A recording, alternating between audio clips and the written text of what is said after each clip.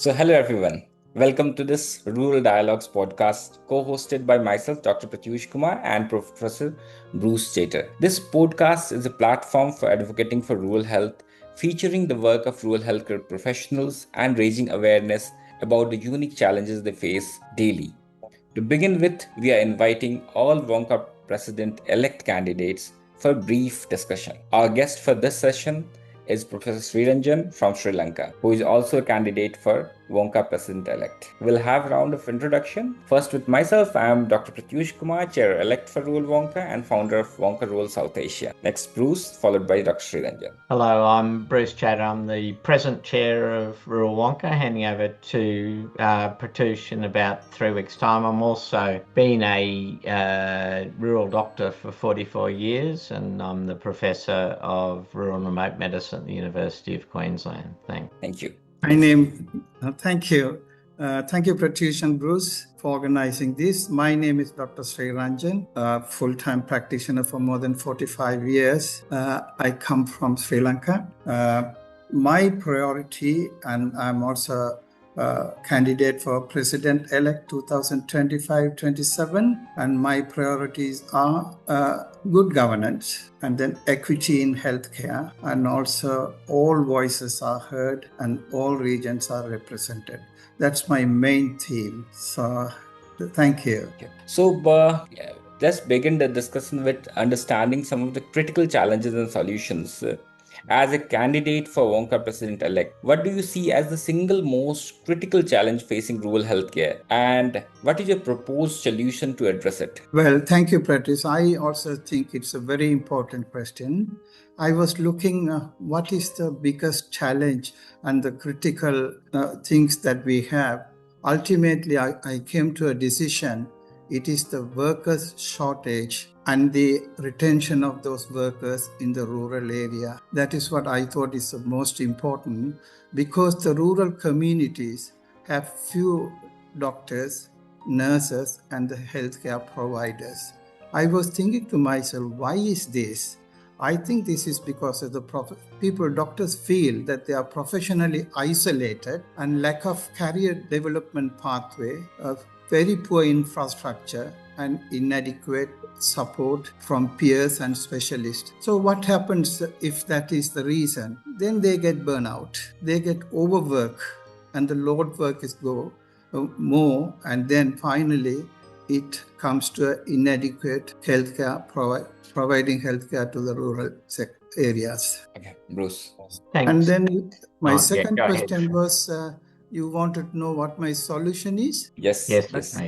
Okay. Yeah. I was thinking the best solution is to train more staffs and more doctors by giving rural exposure to doctors and rural fellowship, work with government, universities, and give more areas for rural structured training for rural practice. And finally, the one I was thinking was support and retain rural professionals by giving better working conditions, fair incentives, that's very important, and improve the housing, education, so that they will stay in those areas, and then and their families. Then also I was thinking, establish a global rural mentorship network through WONCA to connect isolated rural practitioners with peers and experts. Thirdly, leverage technology to bridge isolation, like e-health,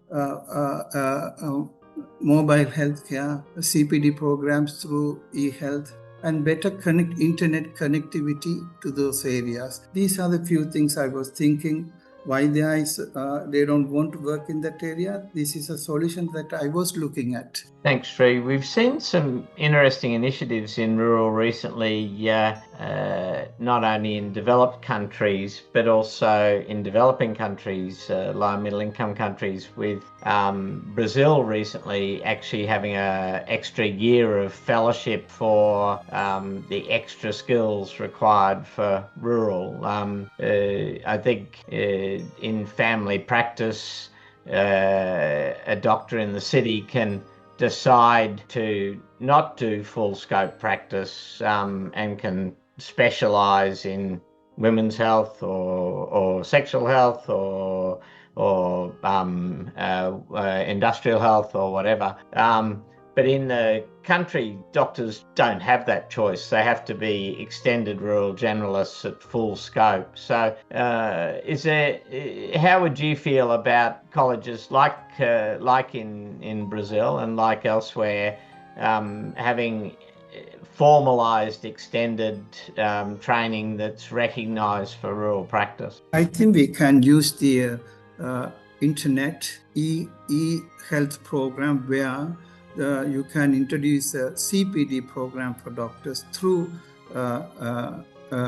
innovative platform, so that they can get advice from the various specialities that they need to improve. I was thinking that way basically the internet and innovation in technology can help that. Okay, thank you. Okay. So we would like to know that if elected to this position, WONCA World position, because there are lots of things which we as a person, as an individual doctor may not be able to do. But as a global family doctor president, WONCA president, how will you leverage your position to champion rural health initiatives and advocate for better resources and policies for rural communities? Actually, this is again a very pertinent question that you are asking me. But firstly, I will place rural health at the heart of global primary care advocacy. That is very important, because WONCA must lead the call for equity, innovation, and justice for communities. So how I am going to achieve this is advocacy for better resources and policies. Work very closely with WHO, UN, World Bank, and global health partners to ensure rural health is prioritized in international health strategies. Secondly, push for government investment in rural infrastructure, workforce incentive, universal health coverage. Champion equity-driven policies and recognize unique needs of rural, indigenous, and marginalized groups. So that is one of the things. Second is strengthening the rural health workforce by expanding training pathways in family medicine and in primary care. Advocate for better living conditions for doctors in rural areas, and also establish mentorship and leadership program for young rural leaders through WONCA. And as I said earlier, innovation and technology for rural areas. Okay. Thanks. You touched a little bit there on the support that WONCA more broadly could give to young doctors, particularly rural young doctors. We do have Rural Seeds, which is a very good young doctors group, although it's not formally recognised, I don't think, in WONCA as a young doctors group. So now in bringing that up, it would be interesting to know whether we can increase the contribution from Rural Seeds into WONCA Council and WONCA broader WONCA activities. It certainly is included, but it remains a group within rural WONCA and maybe could be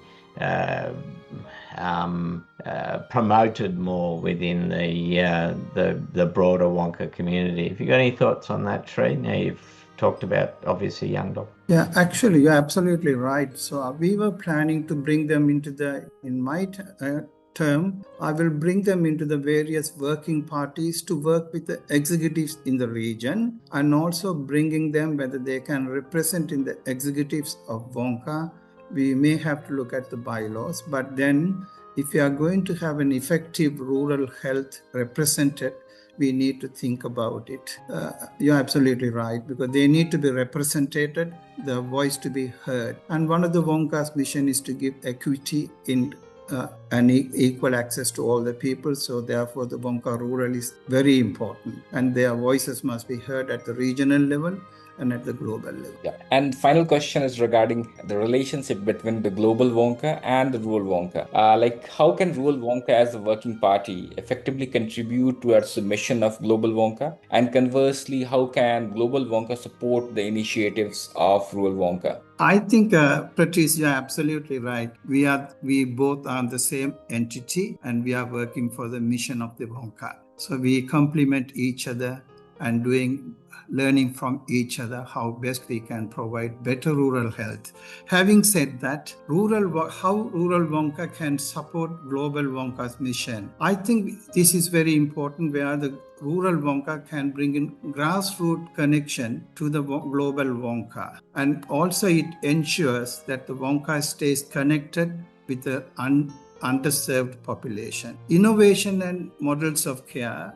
When you are working in a remote and rural area, very often you try to innovate things out of necessity. So these are generally low cost and community-based solution, so that also will bring a global primary care best practices. And what else how rural Wonka can support global Wonka is equity and social justice. By addressing rural-urban disparities, rural Wonka helps Wonkas fulfill its commitment to equity, diversity, and inclusion. And finally, social solidarity. Build international network of rural doctors that embody Wonka's mission. Contribute research, stories, data to strengthen Wonka's global credibility and advocacy impact. Then I was thinking, how can the Wonka help support rural Wonka? This is actually very important, I consider. Global advocacy forums and platforms where Wonka can influence with WHO, UN, global policymakers to highlight rural health needs. Ensure rural health equity is included in universal health coverage and sustainable development goals. Resource mobilization, because we need funds. For anything without funds, we can't do anything. So support fundraising and partnership with international donors, governments, and NGOs for rural programs. Provide administrative support and logistics and funding from Wonka. And also it is very important, visibility and recognition of rural Wonka. Give rural health issues prominence at Wonka World Conferences, statements, and reports. Celebrate Wonka Family Doctors Day through day, and also award them, publish the articles and campaigns. So these are the few things that I was thinking. And also Wonka can help in capacity building, support training, leadership development, and research grants for rural family doctors. Facilitate exchange program within the region, outside the region, and global. These are my thoughts on how Wonka can help rural health and how rural health can highlight Wonka. But we are doing the same thing. We are no separate entity. Okay. So thank you. It was lovely talking with you. And I would like to have your final 2 minutes for that why someone should vote for you as WONCA President-Elect. Yes, I have some idea for WONCA, because I still feel the one thing is rural health can be better done, and also equity and diversity and inclusive gender balance should be considered more. And the WONCA's funds, I being an accountant, I should be able to help WONCA's funds management and sustainability and stability of funds. And my main theme is working together with CEO and Secretariat and bring WONCA to a world highlighting in the world. Finally, I will be happy when the world has access to equal health care. That is the day I can say WONCA has achieved its mission. Thank you. And final closing remarks from Bruce. Yeah, look, thanks very much, Sri, and we look forward to working with you if you're successful in becoming president of WONCA. We share with you certainly your views around the need for equitable health services across the globe, and certainly Pratyush as chair and me as immediate past chair would be very happy to support you in that. So thank you. Thank you, Bruce. And thank you, Pratyush. Thank you. Thank you.